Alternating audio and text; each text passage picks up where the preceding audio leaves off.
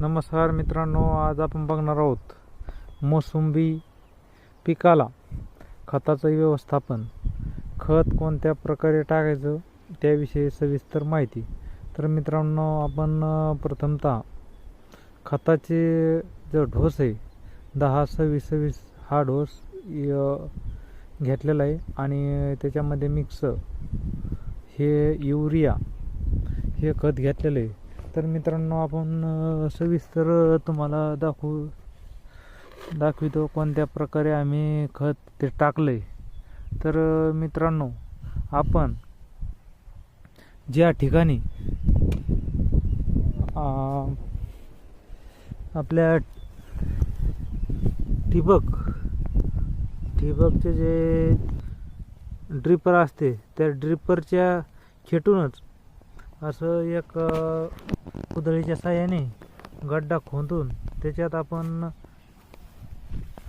600 gram प्रति झाडासाठी खत टाकून घेतलेले आणि त्याच्यानंतर अशी या ठिकाणी नळी लावून दिलेली. आता हे तुम्ही म्हणताल की एकाच साईडला हे खत टाकलेलं आहे, एकाच साईडला टाकलेलं आहे आपण, पण ज्या ठिकाणी आपल्या नळीचं पाणी पडतंय त्या ठिकाणाहून चौखड असं पाण्याचा संपूर्ण झाडाला येडा येतो. तर या ठिकाणाहून चौखड पाणी जात असल्यामुळं ह्या खताचाही प्रसार त्या पाण्याच्या मार्फत सगळ्या बुडाकडे होतो. त्याच्यामुळं आम्ही ज्या ठिकाणी पाणी ड्रिपरच्या साहाय्याने खाली पडतं त्या ठिकाणी आम्ही गड्डा खोदून खत टाकून ते बुजून घेतलेले. तुम्हाला प्रत्यक्ष डेमो दाखवतो मी. तर हे बघा, ह्या प्रकारे खड्डा खोदून हे बघा, हे अर्धा किलो खत ह्या गड्ड्यामध्ये टाकून घेतलेलं आहे आणि त्याच्यानंतर त्याला बुजून घ्यायचं. म्हणजे